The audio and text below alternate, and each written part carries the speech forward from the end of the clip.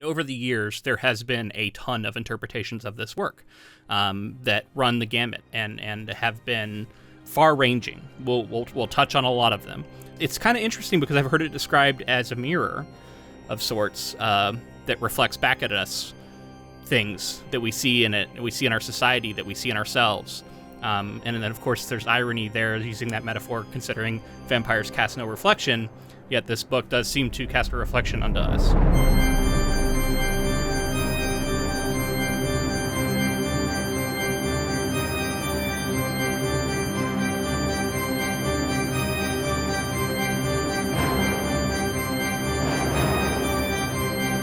Welcome, friends, to episode 333 of the Ink to Film podcast, where we read the book and then see the movie. I'm writer Luke Elliott. And I'm filmmaker James Bailey. And this week we discuss Bram Stoker's 1897 novel, Dracula. So, welcome, listeners, to season 9 of our podcast, and we are starting it out with one of the heavyweights of horror as a genre, and really just English literature, with Bram Stoker's Dracula. It's one that's been a long time coming, and I'm definitely excited to get to it. Yeah, and getting to read this is such an interesting experience because I've never read this novel before, but it's something that I'm so intimately aware of. And the name Dracula, I mean, the character starts out, I guess if you were reading this when it was released, the idea of Count Dracula, hearing that is like kind of innocuous. But then knowing all the baggage that comes along with Count Dracula and talking about Dracula and meeting with him, it's cool to see like how much was embedded in this character right off the bat and hasn't really changed over all this time and yet has remained as iconic. Yeah, there are, few novels as influential as this. I mean, there's a few you can come up with off the top of your head, especially in the horror genre, but as far as establishing what sort of the modern conception is of a creature in the vampire, this novel really gathered a lot of like existing lore of the time, gathered a lot of the things that had been written about and talked about from different authors, and put it all together in one tome that ended up becoming sort of the book that people would refer to. Of course, he didn't invent vampirism. Stories about like demonic figures who feed on the blood of humans is something that is shared by like all cultures basically across human history. There's been like some form of vampire in many different myths over the years and all over the world. So he didn't invent the vampire, and even the sort of tropes and things that are established by this book, he often didn't invent those either. He was borrowing them from other pieces of work, but he collected them all and he put them in a book that was so successful and popular that it became the one that has sort of carried the mantle of what a vampire is. I didn't realize he didn't create vampirism or vampires in general. Like it's cool to note that he had influences dating even further back and embedding it in the real world in that way and having it prey on like possible myths of the time that's super cool. Yeah, that's one of the reasons why it did so well, right? Like people had been, we want to talk about like the serious side of this is that vampirism is a thing much like accusing someone of being a witch.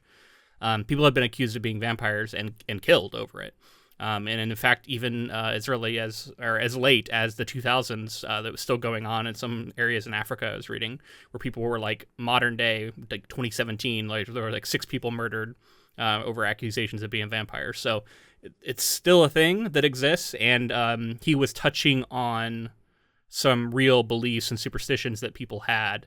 And that, in a way that I think probably made it very successful. You're going to have to tell me if this is intentional or not, and forgive me for not being as educated on Bram Stoker as I could be. That's why we're here. But yeah, I'm excited to dig into it because whether he meant to or not, I was picking up on a lot of like what I thought was like cultural significance as far as like transformation, turning into a vampire, being seduced by a vampire. There's so much that goes into it for me that seemed like it was like taboo of the time or fear over or otherizing people, and especially like with regard to like sexuality and also race. Like this book, just like on the surface, I was like, damn, is Bram Stoker super racist? Because the characters are picking up, and maybe, I don't know if he is or not, you'll have to tell me, but the characters early on are talking about everyone who's not like this like proper Englishman is like, very derogatory. Yeah. Well, you're touching on something that I was encountering as I was researching this book. I wanted to also say this is my first time reading it. I never read the book. I've seen the movie, one of the movies we're going to cover Coppola's Dracula. I've seen some other Dracula adaptations over the years. Dracula 2000 I think is one I've seen. Like there's some like from really schlocky to like good, like everywhere in between. And I've seen a lot of stuff that is developed from the myth of Dracula, even though it's not a direct Dracula adaptation. So I'm definitely like aware of a lot of this stuff, even though I hadn't actually read the book. Well, one of the things, and we'll talk about the way that we're covering this, but one of the things that we're going to cover is Nosferatu, the original like 1920s German expressionism film that I've been referencing the entirety of the podcast. Let's go ahead and lay that out since we've talked about it. So what we're going to do is we're going to do our book episode this week, and then we're going to follow it up with Francis Ford Coppola's Bram Stoker's Dracula, which I think is the name of that movie, which is, I think, up to date, like probably the most well-known Dracula adaptation that's also like pretty faithful from what I understand. I've seen it once, but it was a long time ago and I don't really remember. One of the things that I was going to mention is like there's the whole like side to Dracula of the universal horror that like, you know, gets picked up and like it's well known for that reason, and then the Halloween aspect gets threaded into it at that point. But if you're talking just straight up an adaptation of this novel, I think you're along that right path. But like I was going to say, Nosferatu also, that 1920s film, is like very much inspired by this. And then recently the new Robert Eggers film, Nosferatu, came out. So continuing on our coverage. Yeah, as we were kind of figuring out how to tackle Dracula, this is one of the reasons we haven't done it yet, is we were like, what is like, first off, like a reason to do it now? And we finally had a reason with Eggers' film coming out.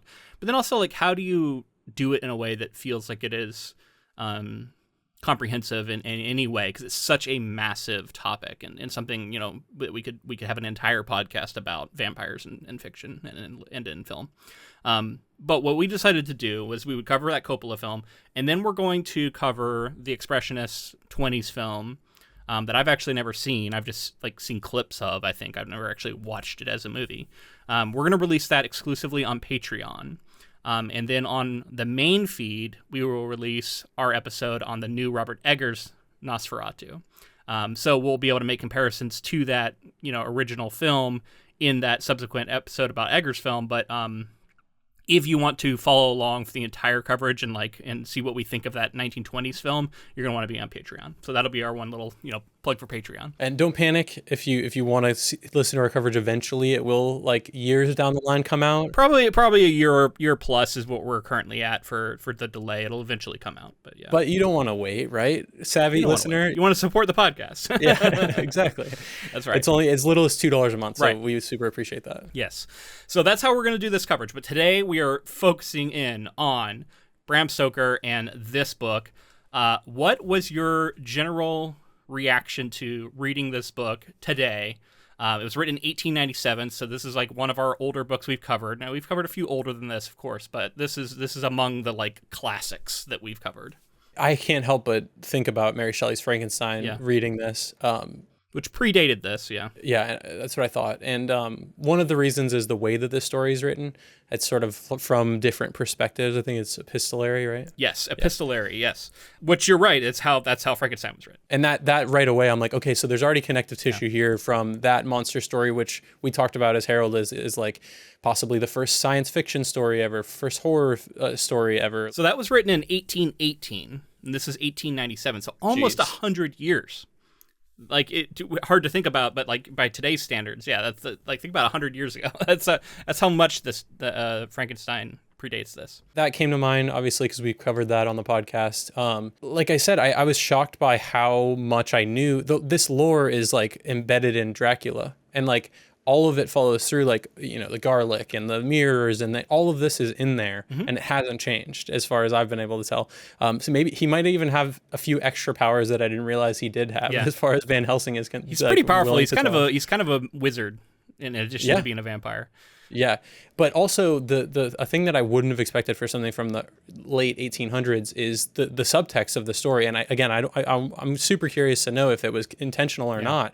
But it felt like there's that fear the author is kind of grappling with, and horror icon Dracula definitely is, but also like LGBTQ icon, you know what I mean? Like there's so much that goes into this character because it's about like female empowerment as far as expressing sexuality and feeling empowered to like express sexuality and pursue and like that's what I'm picking up as a modern reader. Maybe that wasn't necessarily always intended. There's just so much more to this book than I was expecting. I expected it to just be this creature feature about this crazy monster.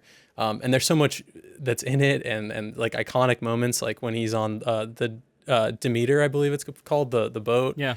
And just like coming That's its across. own movie now. The Demeter, it? Voyage Yeah. of the Oh, yeah, Demeter yeah. or something came Yeah. out a few years Yep. ago. Fairly recently. Yeah. The season finale and series finale of What We Do in the Shadows was released, which is a TV show based off a Taika Waititi film that I just absolutely love, because I always love that blend of a horror and comedy. But like, these vampires are fully, Dracula-esque. All of the powers Right. line up, the turning into a bat, the sexual nature of it, whether it's played for laughs or not. Like, it's like, so even things that are currently coming out, and how iconic this character is for Universal horror films, and then Halloween. Just thinking of like, what's the number one go-to? It's like Frankenstein and Dracula have to be the top two. Yeah, Wolfman Like, maybe. Wolfman, Yeah. costumes that people are reaching out. Maybe Mummy if you wrap up in toilet paper. Yeah. So, a lot to react to there, but I want to touch in on you raising the question of what this all is about. What does it mean? What are sort of the underlying metaphors and themes? It is up for a lot of debate. It is something that Bram Stoker wrote some about, but I haven't read all of the things he's written about it. I did not have time for that. But my understanding is that there wasn't a lot definitive said about like what was meant, and it was much more left to interpretation. And over the years, there has been a ton of interpretations of this work that run the gamut and have been far-ranging. We'll touch on a lot of them. It's kind of interesting because I've heard it described as a mirror of sorts that reflects back at us things that we see in it, we see in our society, that we see in ourselves. And then, of course, there's irony there using that metaphor, considering vampires cast no reflection, yet this book does seem to cast a reflection onto us. I like that.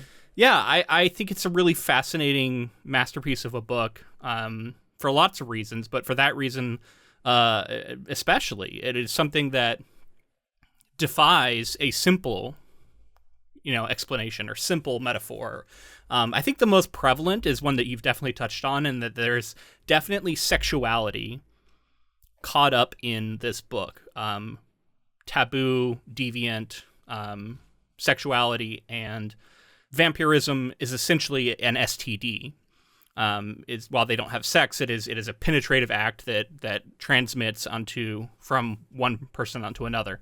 And it's, in that sense, it's always been looked at as this metaphor for sexuality. Now, where you go from that, and the nature of the genders, and there's the potential relationship between Dracula and Harker early, and how he might be getting bitten, like that was super controversial and taboo.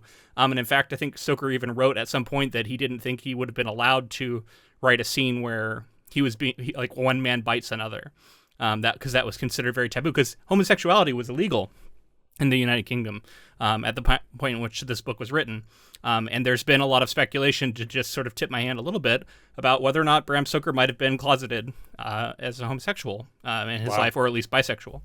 Unknown. Yeah. This is a period where we don't know for sure a lot of these things, but there's a lot of evidence, which we'll go over some of, that people have found that point to maybe. You touched on something there, like sexually transmitted disease, but also like I've always thought of it as like interesting to be thought of as just a disease, like whether people fear it, like they fear disease in some ways. And I know like for this time period, I don't know how far along modern medicine was. I'm not an expert in that area, but I assume it wasn't, the practices weren't the same that they are today. So like fearing disease as almost a supernatural thing. Cholera, there was all kinds of big outbreaks that people had lived through at the time this had come out. Like, disease was widespread, and epidemics were breaking out all over Europe.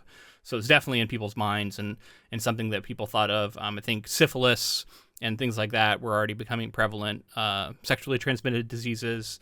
This is also kind of coming out at the tail end of the Victorian period, where a lot of like the ideas around sexuality were caught up in that sort of Jane Austen-esque Victorian mindset, but then we're starting to transition away from that at the turn of the century and become a more modern. And so there was movements towards being a little bit more free with your sexuality. And some people look at this as like the dangers of that. And we see certain evidence that promiscuity or being open with your sexuality doesn't tend to end well for the characters if you interpret certain things as sexuality in this book. Because it's not like people are having sex in the book. It's more just like being open to things and I don't know.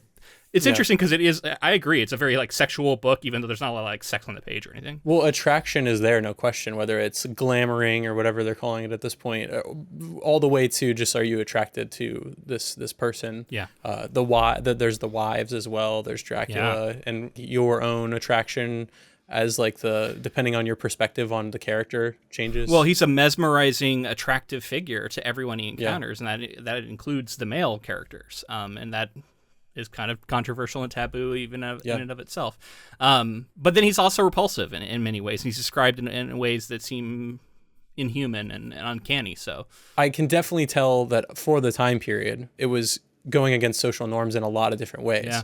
Like just typical gender roles are kind of brought up into question. Yeah, like, surprisingly subverted in some ways. So it did feel fairly progressive to me in those ways. And again, I just don't know if I'm giving Bram Stoker credit for intentionally doing that or not yet. So yeah, I'd like to hear more about it. I would say, like, in general, I think we're not going to come down one way or another about what this means, but it'll be to everybody to kind of for themselves start to feel like what they think it might mean.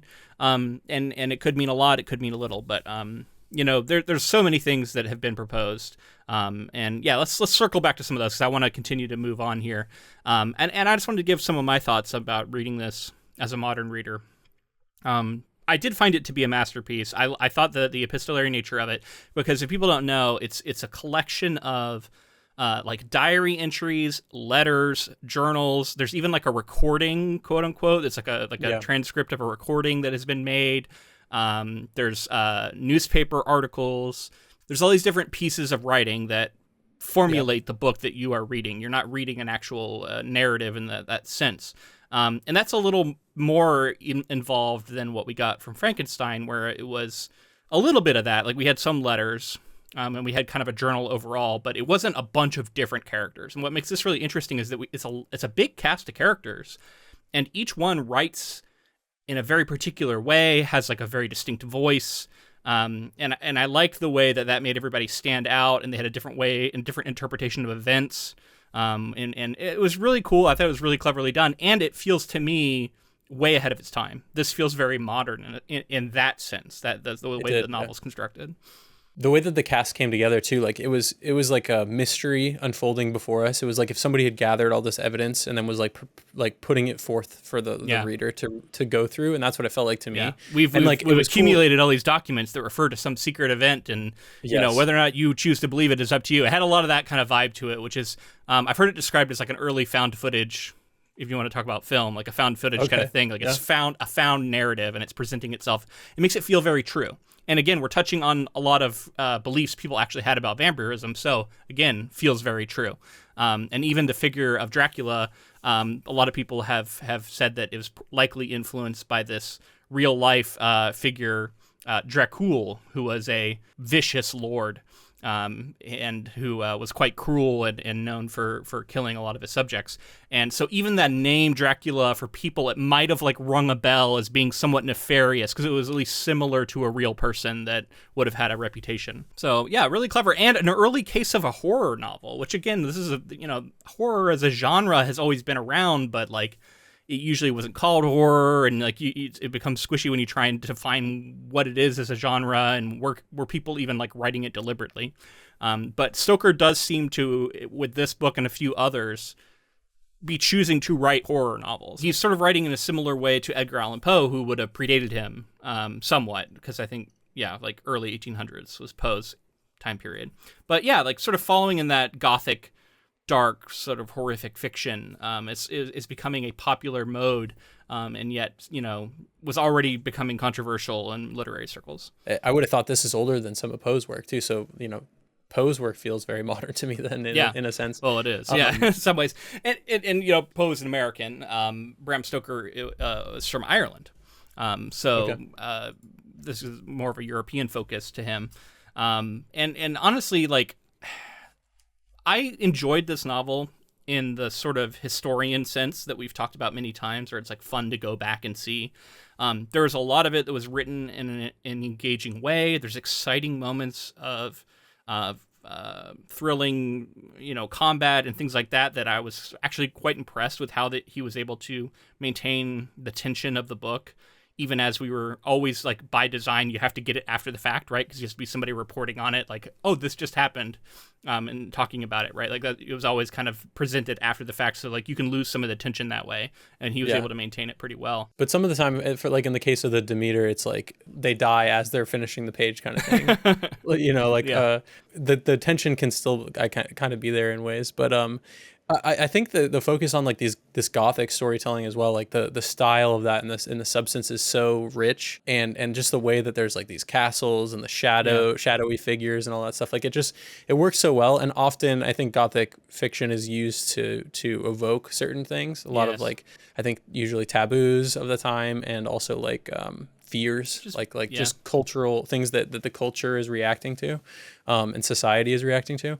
So I noticed a lot of that, and then I think that's going to be cool to track and note as we move into like the original Nosferatu film, the new one, Bram Stoker's Dracula, the Coppola film. Just scratching the surface so far, man. So all of that I like. The only thing that I did notice, and this is just an observation in myself and maybe my own reading tastes.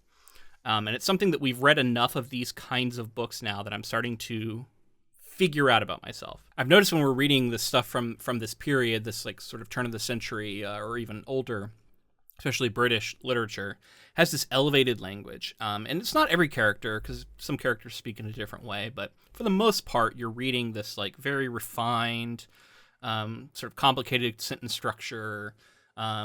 It feels like you're watching a period piece. But it's a book, so it's everything. It's everything you're reading is sort of presented in this way. I find that interesting. I don't personally find it to be something that I can spend a lot of time in and not have it wear on me. I found with this book, we read this in basically a week. We had a little longer than that, but I ended up reading it in about a week. And I found that immersing myself in it and spending so much time with it, it was a little overwhelming. Like I think I would have enjoyed this in smaller doses because it's so rich. It's like that language is so noticeable. It's almost loud to me. Like it draws attention to itself. It's harder for me to lose myself in than like contemporary writers. And I understand that this is very subjective and everybody's going to have their own opinion about that. But for me, I found that I think that a better way to read this would have been over a longer period of time. And I wanted to mention that there is actually a way to do that. It's called Dracula Daily. And I'd actually had this recommended to me years ago by people. And you subscribe to it. And what it does is it will send you like the letters and pieces of the book, I believe in real time. I'm not really sure exactly, but like you'll receive them in little snippets, right? Like you'll get just a letter from so-and-so, a journal entry. You'll get them one piece at a time, day after day, to where it does sort of divide the book up into these bite-sized pieces. And because it's public domain now, you can do anything you want with it, and people are able to do this. You can read this book for free online. You don't have to buy like I have an edition up there that's kind of cool looking, but you don't have to do that. You can read this book for free. But I thought that was fun, like this Dracula Daily. I'll put it's draculadaily.com. If you are curious about, and I think that would be actually, I think would have been a better way to read this, and I kind of regret that I haven't done that because trying to read it all in one go, at least for me, it was a little overwhelming. So that was my one sort of negative. I would say is that I don't know, I just didn't enjoy that part of it. I can understand that for sure. One thing that I do like about it is something, and maybe again, this is subjective, so maybe this is just me, but when I read something like this, it specifically in this tone and in this voice, it gives it sort of like an epic nature, an epic feel to where I'm like, this is important. And it like engages me fairly well. But with the nature of how this story is set up, it's like short stories, a bunch of short stories put together. Mm-hmm. And I think that in that way, it felt like this is a natural stopping point. It'd be a good time to stop right now, but I'm going to keep reading. Yeah. And often it would be like, we would go from something like, somebody in the castle running around being preyed on. And then we would move into these two women writing letters back and forth about like her love life. And so like, that's like a jarring switch, especially when like you were just in the pace and in the swing of things with that other story. And I think it does that quite a few times. We get into some like scientific talk with Van Helsing that kind of juxtaposes some other things that we were talking about with like the Demeter and stuff like that. I think overall, I do agree it's a masterpiece. But as a modern reader reading it, it is kind of like there's a layer to it that is like it's a I don't want to say it's like harder work, but it is like more taxing to read than it may be something more modern that like you can kind of just fly through and you're picking up on all the detail. This being so rich, like there is some poetic stuff to pick up on in here, and then like this subtext that we keep talking about. I think there's so much with that you can dig into. Reasonable people can completely disagree about this because some people find this kind of writing to be inherently superior to stuff that's written today. I find the language of today to be inviting because that's what I'm used to speaking. It's what I'm used to hearing. And so I find that I can lose myself in it more easily, which is an experience that I like when I'm reading. But for the people at the day when this was written, that would have been the case for them. This would have been much more common language you would have heard. If you're cool with it, I think let's move into talking about Bram Stoker, the person, and then we can get into what actually happens in this novel. I want to keep things moving here. Yeah, let's do it. Okay, so Bram Stoker, his name was actually Abraham Stoker, but he went by Bram or Bram. That's actually a pretty cool nickname. Yeah. If somebody's named Abraham, like I would absolutely go by Bram. That's cool. Yeah, pretty cool, right? I like it. Born in Clontarf, near Dublin, in 1847. He was the third child in a family of Protestants and civil servants. So his father was a civil servant, and his elder brother would end up becoming a civil servant in Ireland. Until around the age of 7, he was often sick. He was bedridden or housebound. With various illnesses. So he kind of grew up feeling that way, right? Which I think, could have influenced him later on. He was born during the infamous potato famine of Ireland that we've heard so much about, I feel like, or at least is referenced a lot. So it's difficult times. People were starving. There was, again, cholera, a lot of different outbreaks of disease that either he grew up around or his mother would have told him stories about. Because it would have been something she would have lived through. I know a lot of people at the time left Ireland and immigrated to other areas. Yeah. So he would actually overcome that sickly youth, however, and become a tall, athletic, sort of imposing figure. And he would become a student at the Trinity College of Dublin, where he became a prominent rower and rugby player, and he did acrobatics and like all these different sort of athletic things, and became like quite an accomplished student at the time. After he graduated, he would go on to join and do civil service himself for about 10 years. But he also was writing on the side. So he wrote and published a few short stories. He had like a passion for writing that he just kind of continued as a hobby. And he had a few short stories published, including one called The Chain of Destiny in 1875, which is considered his first horror story. And he also wrote his first novel, which was called The Primrose Path. However, that was not a horror novel. It was about a carpenter who gave into the sort of evils of alcohol, and it kind of destroys his life. And so it's kind of a cautionary tale about alcohol and it taking down a good man. That actually reminds me of one more thing I wanted to say about Gothic horror often too, is I think it really tied to religion. So I'm curious to hear how religious this person is, because I think the guilt of, I think a lot of like the sexuality stuff could be tied in with religious guilt as well. I didn't see specifically, other than he was raised with this Protestant family. I'm not versed enough in his sort of lore to know how religious he was or wasn't. But from everything I was seeing, it was a lot of like, we don't really know. And that might be ultimately the answer for it, because this is a time where like you kind of had to be pretty religious, like that was just accepted. And there's a lot of thought that maybe he was doing some things for appearances. But when someone's doing something for appearances and we're looking at it later, it's very hard to know, like, did he do this because he genuinely believed it or just because of appearances? I think regardless, the story does tap into some of those religious elements, obviously, and imagery. Oh, absolutely. The interplay between sin and religion and sexuality and taboo and like all of that, of course, is fundamental to this book. So around this time, he started writing nonfiction, including becoming a critic of theater, and he wrote like articles about different books, including this review he wrote of Walt Whitman's Leaves of Grass, which at the time was a very controversial book. And he wrote this criticism of it, like really defending it and like talking about how great it was. Wow. He would go on to have this very friendly relationship with Walt Whitman, which we'll circle back to. Because of his praise. But also around this time, in the 1870s, he would become involved in what was perceived as a love triangle between this woman, Florence Balcombe, and fellow Irish author Oscar Wilde, which is a name most people are familiar with. So he was in a love triangle with Bram Stoker and this woman. When you say love triangle, they were both sort of trying to suit her, trying to romantically date her. I don't know. I mean, I'm just reading a lot of like sort of summarized stuff, so I haven't gotten really deep into it. But there is a lot of people speculating about what that might have actually looked like. Could he have actually been attracted to Oscar Wilde and not her, or both? Because again, maybe he was bisexual. There's a lot of bi erasure that happens when we start thinking back about historical figures, like assuming they were either gay or they weren't, right? Like they couldn't be both, or attracted to both sexes. Eventually, she went on to choose Bram Stoker, and the two were married in 1878. But he and Oscar Wilde continued to be friends after this. And a lot of people have drawn comparisons to that and what we saw with several characters in the Dracula novel who were all sort of suitors of Lucy, and yet those three men all maintain like a sort of close bond and friendship, and they don't like turn on each other over this.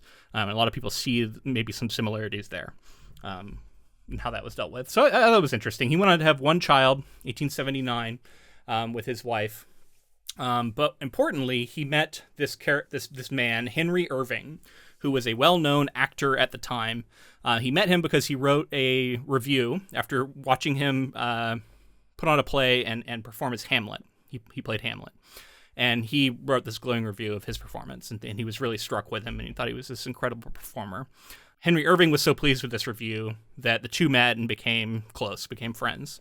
And Henry Irving, within a year or two, would I forget if it was like given to him by a family member or what, but he became the owner of a theater, this theater in London, and he invites Bram Stoker to come manage the theater and become his manager, like as an actor. He becomes well known as this savvy businessman, this excellent manager. He's getting write-ups in the newspaper about like how Henry Irving has this like great manager who's getting him amazing roles, and like everyone should have a manager as good as him. Wow. But unfortunately, it seems that Henry Irving was a bit of he was a magnetic personality who attracted people to him, and he was captivating, all this stuff, but he was also kind of a narcissist and didn't really like other people getting attention pulled away from him. And so it seems that their relationship actually became kind of rocky, and he often wasn't getting credit. And it seems like maybe after being friends, now that they were employer and employee, it wasn't as sort of rosy as it maybe once was. And what their relationship was even truly like, no one really knows. So he's working for him at this theater, and around this time he starts writing Dracula. And people have noted that the description, if you look at a picture of Henry Irving and you read the description of Dracula from the book, it like perfectly matches what this man looked like at the time in which he was writing it. So a lot of people have said that Dracula is actually most like his employer, Henry Irving, which is kind of funny. That is funny. But he also has widely admitted to, and he wrote about in these like notes that he published, he read a bunch of iconic vampire works at the time, including a book called The Vampire, that was written in 1819 by John Polidori, which I believe we talked about when we covered Frankenstein, because I think this was written that same like summer that they all spent together, and Lord Byron really? Like challenged a bunch of people to write something. He wrote this book called The Vampire. What? That's crazy. Yeah, this guy Polidori, he was like a friend of Lord Byron's or something, and he wrote this one, and that was a heavily influential book onto Dracula. That was back in 1819. There was also a book series, a Gothic series, like a serial called Varney the Vampire, which began publication in 1845, and that introduced the ideas of vampires having fangs and like leaving bite marks on the neck. That became prominent from this book, or this series. And then finally, there was a book called Carmilla by Sheridan Le Fanu, who was a fellow Irish author. And that introduced the idea of vampires being able to change into animals. And it also popularized the idea of an expert who knows how to kill vampires. So the Van Helsing character, right? So from this Carmilla book. And it even also included the idea of vampirism being a metaphor for sex. Because in that book, I believe the main antagonist vampire is a lesbian. And so it was already this like taboo thing, this woman vampire feeding on people. And all of these works heavily influenced him. In addition to reading about historical context, reading about, he read these couple of different books that talked about vampirism as a myth. He learned about Dracula, that lord. There's also another infamous woman, Elizabeth Bathory, who was said to have fed and bathed in the blood of young women and young children to preserve her youth. And so specifically the idea of Dracula preserving youth through the consumption of blood was tied potentially to that. Although from what I've read, there's actually no evidence that that's true and that he would have necessarily known about her. Apparently one of the books that he said that he read had like a very brief mention of her, but other than that, he's never indicated that was the case. So maybe that's just modern speculation and people tying things. But it's led a lot of people to be like, oh, Dracula was actually a woman originally, it's based off of this woman. So, there's a lot of speculation that you'll see when you're reading about this stuff. But so he's doing all this research. He's also basing it off of his employer, who's having this somewhat rocky relationship with. At the time, he is actually on financial, kind of having a difficult financial period. Now, he was like successful in his job, but he had gotten involved in a bunch of these like investment opportunities that like different people had recommended to him, and a lot of them didn't pan out. So he had lost a bunch of money.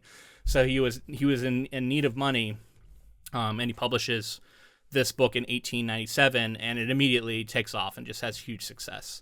It became, from what I was reading, it was a very big book.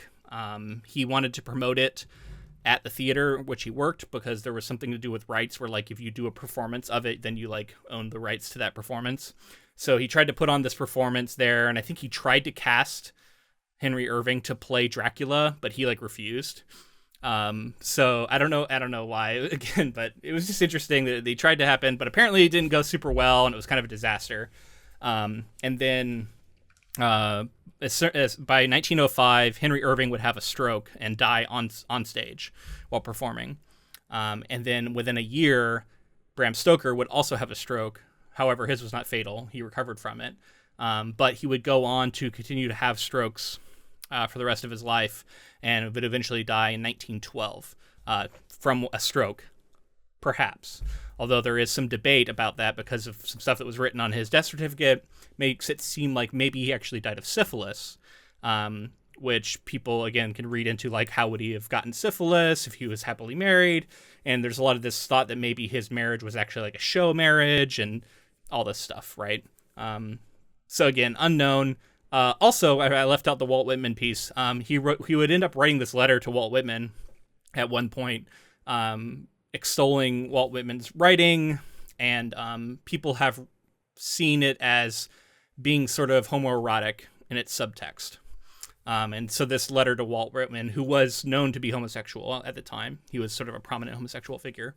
A lot of people look at this as like evidence that he may have been homosexual. So unknown, but yeah, that's everything I could find out about Bram Stoker in a fairly short period. I'm sure there's a lot that I left out, but interesting guy. He worked at this theater. He, had this whole life that was caught up in this other man. And a lot of people have looked at Dracula as like the dangers of being subservient to a more powerful person in your life. And he like clearly kind of mirrored this guy off of his real employer. And he owed a lot to this really successful guy who was also kind of a narcissist and vampiric to those around him. Like he wanted all the attention. He wanted all of the, the focus to be on him. He didn't like it. It's from what I was seeing that Bram Stoker was getting this attention. And there was sort of a fraught relationship there. And then beyond that, yeah, just sort of like collecting and putting all of this vampire mythos into this book in a really brilliant way, even as he was just kind of writing on the side. I read somewhere that he was writing as many as 60 letters a day for Henry Irving as his assistant. And like he was organizing all these tours and like these shows for him and stuff. So he was very busy doing this and running a theater. And then he still found time to write these books. He would write several other books, by the way, including one other that was adapted in the 80s.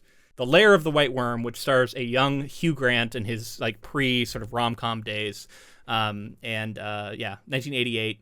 So there's an adaptation out there for that one too. Apparently there's some similar things about that book and Dracula. There's like some vampiric stuff, but it has to deal with like a big worm instead or something. I don't know. It sounded interesting from the description of it. So we could potentially read another Stoker novel at some point down the line. But cool. Yeah, that's Bram Stoker, and there's a lot more, but I think it's time to probably move into the actual book. But any thoughts on the life of the man? Does that lead you down any pathways, and you're starting to figure out what this might have meant? There's things that we just don't know. Yeah. I think there's a lot of evidence leading towards what I assume is why this may be some of the story.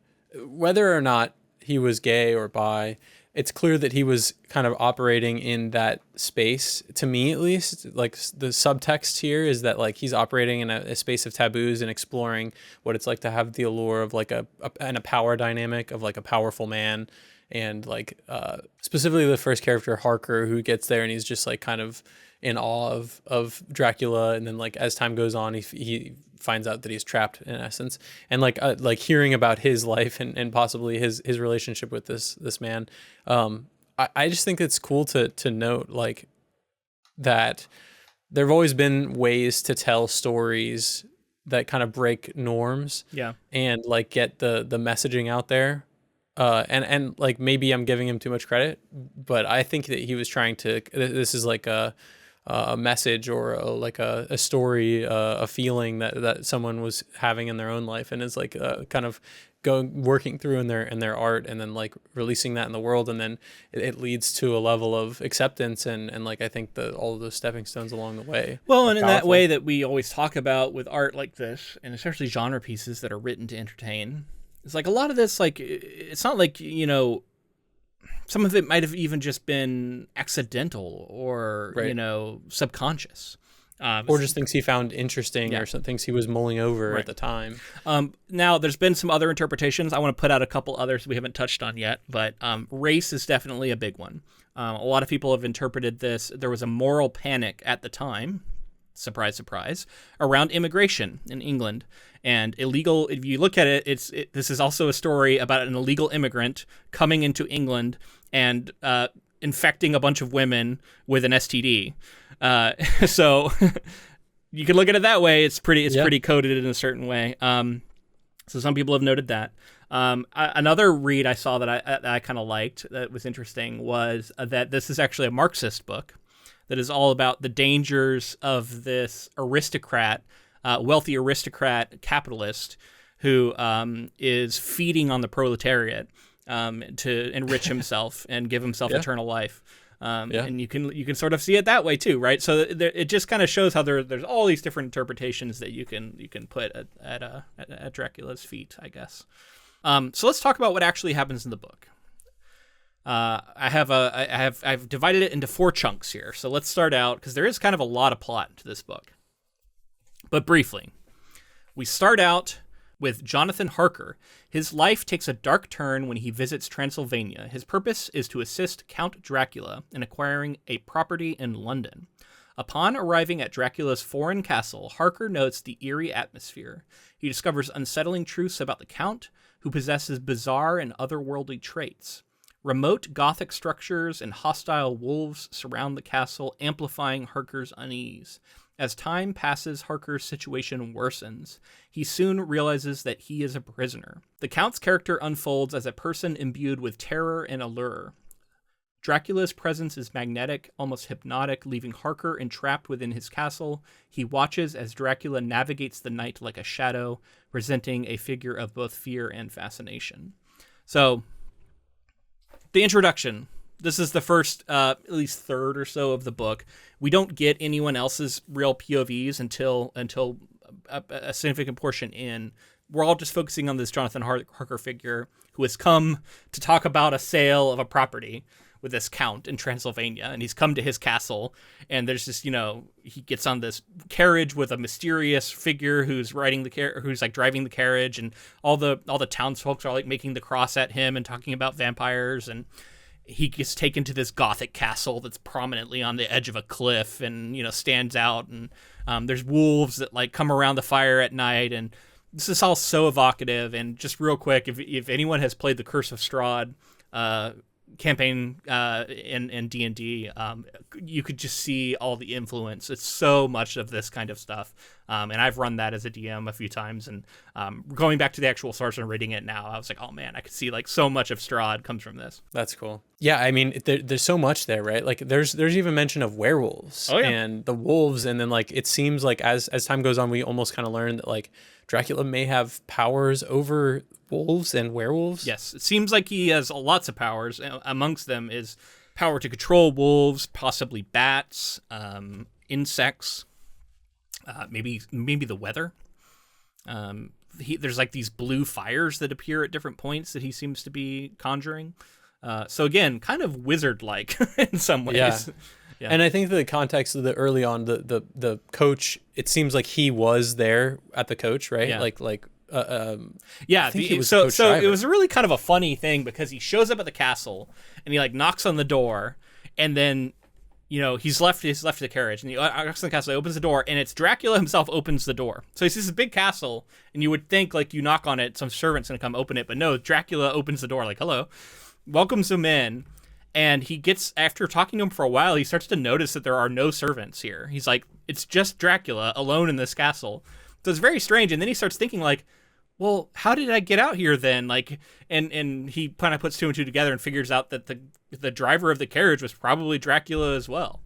Yeah. And I brought up the carriage in general because that first sequence is it's like a fever dream. Like he's like taking him in circles, and like waiting till the stroke of midnight. When he's the one who's got the flames, and he's like telling him about the wolves and stuff. So he's definitely like messing with him, right? And then he at one point like the wolves all run up and he just like waves them off with his power. Yeah. And I don't know. I just thought it was a very interesting beginning. And then of course we get I literally visualize the castles that I've seen in Dracula films, like the crackling lightning over top, and like this crack in the mountain where like they've seated this castle on the top. But along with this carriage ride, we also get the introduction of like this racist character who's like, I guess like some sort of lawyer who's like negotiating a property deal, and that's what he's on his way to the castle to do. And along the way, he's talking about all these races of people. He's talking about how the trains are always late. It's the further everything's kind of barbaric out here, and he's like talking about how China, he can't even fathom what it's like in China, and like it just all this stuff goes on and on and on, and it's just like that colonialist nationalist superior British look at the world. There is a lot of that. There's a lot of also he loves talking about man brains, child brains, and women brains, and how different they all are from one another, and who has a man's brain, who has a child's brain, who has a woman brain. Well, and who is like a man's man. It's at different times it's like people are proving their masculinity and femininity becomes such a thing, and tying that into Dracula. And it's funny because I've heard that like a lot of people read this as being a critique of a lot of the gender roles, and yet there are so many times where the text is reinforcing them. And we have a lot of women just being like, how could you not just love a man who will protect you? And like, that's the role of a man and the role of a woman. But you could look at, especially the story of Mina and what goes on with her and how she what actually happens in the book goes against that. So it's interesting, right? It's definitely something he's writing about, and for the time, there's also the context of like, would this stuff be progressive now? No, but is it progressive for the time? Maybe, and I guess to each their own about how much credit they want to award for that. Personally, I took it to be like, I think Lucy is the name of the character. Yeah. Is sort of the stereotype of like a woman of the time period. And then you're getting Mina, who's like the sort of... Although you could say Lucy is kind of promiscuous because she, in her first introduction... That's true. Talks about how she wishes she could just marry all three. She's like, if I could just have all three be my husband, that'd be great. And she's kind of playing the field a little bit and like kind of enjoying it. She's enjoying it in a way that wasn't probably seen as very womanly at the time. And this was a new movement, like this new woman of the time was doing this sort of thing, and it was sort of frowned upon by society. You're kind of making my point too, though, which is like I do wonder if like he's trying to seat these characters in the context of the time period that was currently going on and how society was seeing them, and then also subverting them with other characters. Like, I mean, Dracula as a figure in general is like a subversion of like a lot of typical norms of the time period. And I know that there's also the weirdness that goes on with, in my reading of Dracula, I feel like there is an openness to sexuality and like his desires and all of those things that lead me to think that he is a character that is meant to represent some of those like non-conformities in society.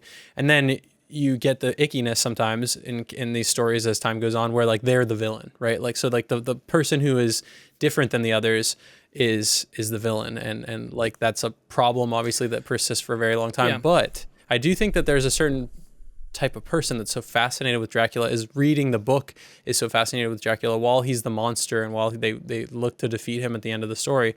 I think people walk away really like latching onto that character, and maybe that's like the hero of the story in a sense, and like there's something there. As we've talked about, people have interpreted a lot of this as evidence that Stoker was closeted, and in that case his homosexuality could have been something he was dealing with on the page as something that was a temptation, and yet he viewed as evil. Like if he was religious and if he was buying into sort of the societal norms at the time and the fact that it was illegal and stuff like that. So it's like, this thing is alluring and yet it is bad and I shouldn't give into it. And sort of the appeal, but also the sort of sinful nature of it is all caught up in it, perhaps, if that's what was going on in his mind. But anything that you want to talk about here at the intro before we move on to the introduction of Mina and Lucy? Because we kind of just leave Harker here. He's like imprisoned, and he's seen Dracula like walking the walls outside of the tower at one point. He's gone down and like found his lair at one point. Like he's inspecting things. He's realizing that he's a prisoner. Oh, the three wives. Although I don't even know if they're called wives in the book. There's these three women that show up in his bedroom, and that's one of the like really like coded sexual moments where they're like crawling into his bed, and one of them's like kissing his neck, and almost feeds on him. But then Dracula himself shows up and like tosses them a bag with like a squirming figure in it, which is later like implied to be a child, and is like, here, eat this. And then apparently there are different versions of the book, and in like one version he's like, Harker's mine tonight. And in other versions, he doesn't say that. That was, so I'll shout out to like the version that I read is sitting behind me here, but I've switched off between that and the audiobook. And the audiobook that I read was the Alan Cumming, Tim Curry version, which I actually thought like they did a great job with the depictions of the characters. But there's also like a larger cast. Those were the two main people. But in that version, they it seems like there's a level of ownership and like that he has over this character, that Dracula has over this character. And to me, that was playing very, first of all, it starts out with sort of a sexy scene, and what I would assume for the time period was pretty scandalous. These three women are like seducing, and he wanted to kiss them. Yeah. Because of the red well, they lips were and all this overtly sort of the aggressors, right? They were sexual, and they were coming in and like preying on this man. Like that is just not something that you wrote about, you know? Right. And then that turns into Dracula coming in and being like, he's mine. And like that like power and ownership, and there's some sexual tension stuff wrapped up in that, in my opinion. Yeah. So that's all really interesting stuff. And then we kind of pivot away from that while we just sort of leave him in prison there. And we pivot over to learning about Mina and Lucy. So back in England, Harker's fiancée, Mina Murray, grows increasingly anxious about his silence. She prides herself on her supportive friendship with Lucy Westenra, who is unknowingly drawn into Dracula's web. After returning from Transylvania, strange incidents begin to unfold in Whitby. Mina discovers that Lucy, sleepwalking on their seaside trips, is seemingly entranced by a darkly enchanting figure. Soon, Lucy's health begins to decline, displaying mysterious symptoms. Pinprick bite marks appear on her neck, alarming both Mina and Lucy's various suitors. The young men, including Arthur Holmwood and Dr. John Seward, are desperate to save Lucy, but seem ineffective. As Lucy's condition deteriorates, her alluring beauty is clouded by a supernatural presence. The struggle of love and loss intertwines, highlighting the helplessness felt by her friends. So we get this whole tale of Lucy and Mina, and really focus mostly on Lucy and her three suitors, these three men who are sort of friends, but also they notice that she is sleepwalking and sort of drawn to this alluring figure who has arrived. And it's kind of unclear. Some of the chronology gets a little unclear to me. It's like, it feels like his influence is reaching across before he's even arrived. Maybe that's happening some. But eventually Dracula arrives, and we hear about this big dog that like jumped off of the Demeter and then was like running around the country, and they were trying to catch it, but then they couldn't find it. And then the Demeter's this like ghost ship where everybody's dead, and the captain has like lashed himself to the steering wheel. And with garlic, I think, or something. Yeah, on like him, garlic and like a crucifix rosary around his neck and all this stuff. But he's dead anyway. And then we get the log of the Demeter, which is just this one chapter that like outlines a bunch of different people dying, basically, to this mysterious figure on the ship. And they're like talking about how this is a cursed ship, and there's a lot of the sailors are superstitious about it. It's pretty cool. I can see why someone decided to make a movie out of it. But yeah, out of the context of the rest of the Dracula story, it's kind of interesting. I can see why also maybe it doesn't hold up. But I'd be curious. Maybe one day, bonus episode. Sure. But a lot of those with Dracula. A lot of potentials. But yeah, this was an interesting part. It's a big pivot away from what we had been reading. The book kind of completely changes. We leave Harker behind for a long time. He's just mysteriously gone and silent for a while. Although he eventually shows up that he's been like in a hospital and he had escaped, in some way and come across on his own. I think it's implied that he like jumped out the window or something, right? Like to get away. Yeah, he scaled the side of the castle to get out. Yeah. Yeah, it's an interesting shift, and I will say that this whole suitor thing wasn't something that I was super engaged with, but eventually it pays off because like each of these characters is fairly important in the way that they connect. Dracula preying on Lucy and like her slowly kind of falling to his influence, I do think is also really engaging, and I think it's that both danger and attraction that Dracula has going on, and there's something that like I don't know what it is that like sticks in. Clearly everyone who's ever read this story, it seems that works. Like there's something there that the attraction, the like some people can see themselves in the scenario and be like, man, I wish I could become a fucking vampire and get preyed on by Dracula. Yeah.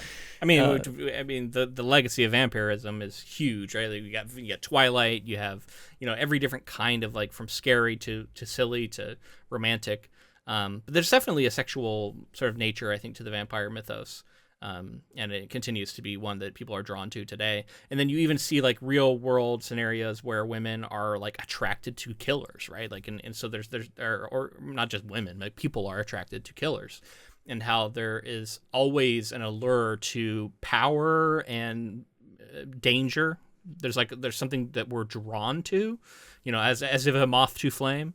That's something potentially harmful to us, and yet people are drawn to it, and I think that's just a truism that seems to exist. It can be like Dracula protecting what's his kind of thing, and then also I think what the powers could unlock for yourself, and if you were to become a vampire, if you were to be turned, and what that would mean for you, and the eternal life and the beauty and all these other things. One thing I want to note here is that something I wasn't expecting and that I found was sort of felt kind of original to me. At least I hadn't experienced this in as many other forms of vampire fiction. The slow transformation of these characters who have been fed on. And how Lucy, would at times when she was asleep, she was more in thrall of him. But then when she was awake, she was her normal self, and she could feel herself changing. And she was, she started to exhibit certain symptoms of vampirism that we're about to talk about, the arrival of Dr. Van Helsing, and like things he can identify, and how it was almost like a possession, like a demonic possession. And how they were trying to almost exorcise her from this possession. And that really felt demonic for me in the way of like The Exorcist, another project that we've covered. And I hadn't thought of vampirism as a demonic possession as much as it was sort of presented in this book. But it really kind of lined up for me how it really is kind of one of those. And it just usually I feel like happens more immediately, like a person is turned. Interview with the vampire, like there's a process to it, and maybe it is sort of a sexualized process, but you're not a vampire and then you become one. And this was much more of a long drawn out, like slow transformation where you're still kind of yourself, but you're also in the process of turning.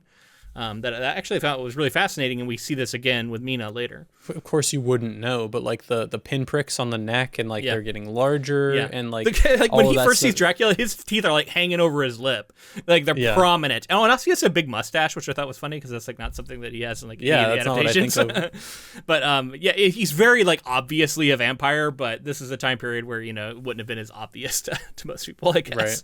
So Mina had like grabbed her and wrapped her up in like a jacket or something and used like a pin near the neck, and it kind of punctured her. She assumed it punctured her neck, and that's like going forward like this. She's like, what weird, I weirdly stabbed her twice with a pin, and like. And there's a lot of stuff where she's like drawn to the window, and there's like bats keep coming to the window and like banging on it, and there's storms, and it's just very romantic and like the draw of the darkness and of this power, and it haunts her in a way that I wasn't necessarily expecting, but I really appreciated. So let's talk about Dr. Van Helsing. So Dr. Van Helsing, an expert on folklore and the occult, becomes involved when Lucy's case baffles local physicians. His arrival marks a significant shift in the narrative as he recognizes the dire chain of events connecting Lucy's demise to Dracula. Overwhelmed by the eerie occurrences, a small group bands together in hopes of unraveling the vampire's mystique. The struggle becomes a mix of terror and quest as Van Helsing and the others systematically hunt for Dracula's physical trace. Nightmarish encounters hint at the supernatural forces at work, and questions of faith versus science surface. The imagery of garlic, crucifixes, and wooden stakes permeates the novel, transforming the mundane objects into symbols of hope and fear. The urgency escalates as Lucy's fate hangs in the balance, and the stakes grow ever higher as she seeks to shield Mina. The urgency escalates as Lucy's fate hangs in the balance, and the stakes grow higher as they seek to shield Mina from Dracula's reach. Amidst their research, Mina starts to perceive disturbing connections, limiting the group's ability to protect her as they press forward into deeper challenges. Okay, so Lucy is turned. She dies. And they go through this process where they're trying to prevent her from like actually becoming a vampire, but then she does become one, and she's like feeding on the children. And there's this like lady that's being described. I forget, it was like the lady of something. And they find out that it's actually her, and they have to go and like find her at rest in her coffin, dig her up, and pretty brutally, put a stake through her heart.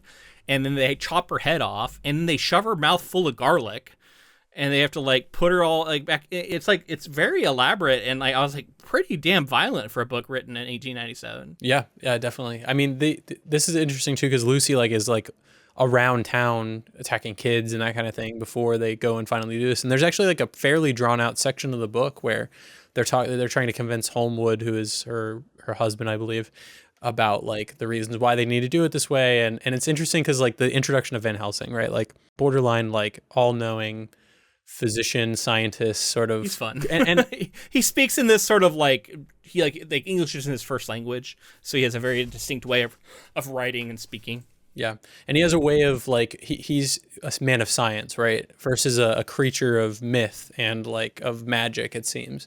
And so like pitting those two things against each other. And that does bring up something too that I was realizing is like, there's something more modern, I think, about the people who are like our main characters versus Van Helsing is this like ancient being, and like the ways that may be pitting like the idea of like old values versus new values against each other within the story in like a greater context of science what's versus being superstition. Yeah. Sure. Yeah. And like seeing the technology of the time being implemented, and like Van Helsing, it's funny too though, because at the same time Van Helsing, the things that he knows is like borderline supernatural anyway. Like none of this like is truly of science, but he's like, scientifically, if you cut its head off, stuff it full of garlic and stab it, it'll die. It's science. And all the characters eventually are like convinced by him. Yeah. They form a little group of like, we're gonna go hunt Dracula, like we're gonna take him out. Vampire hunters, which is cool like in itself, and has been done since quite a few times. With Van Helsing, they formed this gang, and they're like, we're gonna first off, they like drive him out of England by they find his like, it's basically like coffins, but I think they're just called boxes of dirt. And these boxes of dirt are like how he's able to rest, I guess. And so once they like consecrate them, he has to go back to Transylvania. He's driven out. And then they're able to like use her, Mina, because she's been bit at one point. Because there's this whole side plot with this asylum, and one of the characters is a doctor who's been treating this character Renfield, and Renfield keeps talking about his master, and like he loves Dracula, and he lets him into the hospital at one point, and that's how Mina ends up getting bitten. and all this stuff. And Renfield's like eating bugs, and he's like lost it, and like a whole interesting sort of subplot with Renfield. And Renfield, like the lore of Renfield going forward, I think is that like there's more stories where he's more impactful to this. I mean, he's fairly impactful to the story here, but like he's more of like a servant, like a sophisticated servant. I was unclear like how much Dracula even was aware of him, or if it was just exactly. like he was just like a fanboy of Dracula. I don't know. It's kind of unclear. It reminded me of and maybe this is something that Stephen King was pulling on, but Henry Bowers in the It story, where he's like been influenced and is like kind of turning evil, and he's stuck in jail and kind of freaking out and stuff. And that's kind of what this reminded me of, where he's like stuck. Yeah, whether deliberately or not, I can see that. Yeah. Yeah, this character is like stuck in the asylum and just like kind of spiraling, and is influenced by this entity. Yeah. So they are going to hunt down Dracula. That's the plan. So I'll finish out, and then we can wrap things up. So in Galatz, Romania, the hunters split up. Van Helsing and Mina go to Dracula's castle, where the professor destroys the vampire women. Jonathan Harker and Arthur Holmwood follow Dracula's boat on the river, while Quincy Morris and John Seward parallel them on land. After Dracula's box is finally loaded onto a wagon by Romani men, the hunters converge and attack it. After routing the Romani, Harker decapitates Dracula as Quincy stabs him in the heart. Dracula crumbles to dust, freeing Mina from her vampiric curse. Quincy is mortally wounded in the fight against the Romani. He dies from his wounds at peace with the knowledge that Mina is saved. A note by Jonathan Harker 7 years later states that Harkers have a son named Quincy. So they memorialize the one who falls in the fight. They do battle with these like wolves and these Romani people who are otherized and not treated particularly well, but they're implied to just be a sort of in the thrall of Dracula, and that's why they are fighting for him. And there's this big freaking battle royale takes place. A lot of people are fighting. They got swords and knives, and they're slashing each other. And I thought it was a little like, I kind of, as a just appreciator of fiction and villains, it was a little too easy that they're able to kill him before he is able to like get his powers back. Because he like looks over and like the sun setting, he's like, haha, I am going to like, you know, become my powerful self. And then they like chop his head off real quick before that happens, and then he turns to dust and they win. And I was like, oh man, come on, like I wanted to see him, but like he is so powerful because he can transform into a dog, probably also a wolf. He can summon wolves, he can summon bats, he can transform into mist, it seems like, go wherever he wants. He can control the weather, he can summon fire. He can do all this shit. He's quite powerful, and Very he's powerful. incredibly strong. So, like, the idea, I guess, if he had fully woken up, they just wouldn't have been able to handle him. For sure, but there's a part of you that's like, I want to see that. I kind of want to see that. powered up Dracula. yeah, totally, of course, totally. But yeah, it's cool to see them like take matters into their own hands, and I didn't think they were actually going to take down Dracula. Honestly, at the end, I kind of felt like Dracula is going to get away and exist forever and go into hiding and all that kind of. Maybe he does, but also like maybe other vampires are going to continue on and all that kind of thing. Yeah, I couldn't have told you for sure that Dracula was killed at the end of the book. I didn't know. Yeah, but now I do. I like that they introduced the element of like he has to have his own soil, like from his own homeland and everything. Like that's also something, I don't know if it had been done before or previously for vampires, but like that's an important thing about Dracula too. Is like they have like the coffin. And he like hides them in different places at one point, and they're having to go around and try and find them. Yeah. That's pretty cool. And like they're like that idea of like that's his true weakness is like the sun, and he needs to be able to rest in these boxes that have his homeland soil in it. Yeah, he's not like destroyed by the sun, it doesn't seem like, but he is like definitely depowered by it. Like all of his powers are at night. So he just kind of sleeps during the day, but I don't think he like catches on fire or there's sunlight or anything like that, at least in this version. But yeah, man, this was fun, and honestly more of an action-packed ending than I kind of thought we were going to get just for a book like this, but it's pretty exciting. Mina has a gun. She's like shooting people at the end. She's fully taking part in the sort of saving herself. She goes from full-on damsel to this. The whole time she's also become this interesting conduit, right? Where they're able to track Dracula, but he also can use her to watch what they're doing, so they're having to be careful about what they're talking about around her because they don't want him to know their movements. So there's this cat and mouse game that goes on that's pretty cool, and I feel like I've seen this kind of thing play out in a lot of other stories. So just a really influential thing that to me felt pretty new. I don't know how much this sort of plot had been done, especially when we were talking about something this supernatural, and it felt like just straight up horror and like a supernatural horror in a really fun way.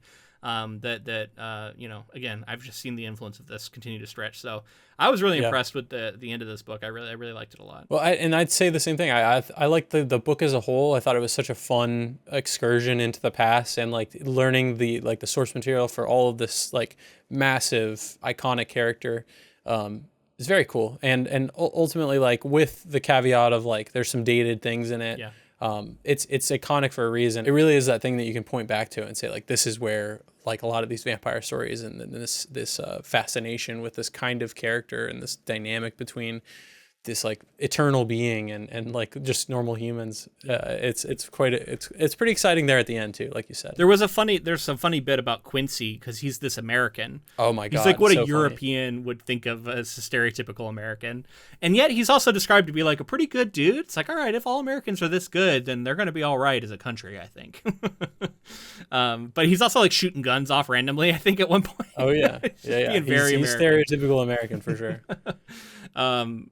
Wow, there's all this talk about Dracula having a child brain at the end. He's like, well, with his child brain and our man brains, we're going to be able to outthink him. And it's because this whole like thing about how like criminals have the brains of children, and it gets really weird in this brain theory that goes on a lot. And then like, Mina has the brain of a woman, and yet she's surrounded by the brains of men. And sometimes she almost seems to have a brain of a man herself. And like, it's just all this weird shit. It's like, settle down with the brain talk, man. I don't know. Yeah. Yeah. I think what he was trying to do with the Mina stuff was say that she was like very capable and all that stuff, but it comes off now. I just doesn't because clearly the man brain is the best, right? Then that's like repeatedly, It's like man brain is best, child brain is worse, women brain is different but definitely worse, and so we're all going to talk about it in its relationship to the man brain. Yeah, it's weird. Yeah, definitely very weird. So yeah, there's some stuff that definitely kind of rubs the wrong way, but like overall, like I'm able to put it in its time period and remember like what culture was like and the context of which he was writing in, and the fact that like he might not have been able to openly write about a lot of things, and it's okay if like in some ways he was ahead of his time, and in other ways he was very of his time. Like that's to be expected, I think. Really interesting book, man. I'm glad I've read this now. It was a fun read. I don't think this is going to be my favorite book of the year, but I don't know. We haven't read anything else yet. It's your favorite book of the year so far. It's my favorite so far. I had a good time with it for sure. I really enjoyed this book. This actually, I would love to get like a really this edition is pretty cool, but I would love to get like a really cool edition of this book. Just because it's such a fun book to. I don't know, to own. It's got so much lore around it. I don't know. I'm pretty happy with the one I ended up with. It's got like a felt cover. It's got like bats all up it's like spray printed on the pages and stuff. Oh, that's sick. Cool. Yeah. All right, so that's going to be it for our first episode of the year. If you enjoyed this coverage, please let us know in the form of a rating and review on whatever app you chose to listen on. If you're on YouTube, make sure to like the video and subscribe to our channel and leave some comments. Let us know your thoughts on Dracula. Let us know what you think of the different adaptations that we're going to get to. I don't know, any other questions for people to weigh in on? Well, I can't wait to dig into those adaptations. Like, I'm so excited. This is such a cool first project, and like a welcome back to Ink to Film and to all of our listeners. Other questions? What do you make of vampires and the attraction and the danger? Like, what is the metaphor? What is he getting at? What is it about human beings that are like attracted to that? And like, there's something there. What do you think that is? For sure. If you would like to support this podcast in another way, we do have a Patreon. We've talked about already. We are going to be releasing an episode we have already recorded on the 1998, I think, version of Psycho that was like a shot-for-shot remake of the original. Strange movie that we talked about recently on an episode we will be releasing very soon. If you want to hear that, you're going to want to be on patreon.com/inktofilm.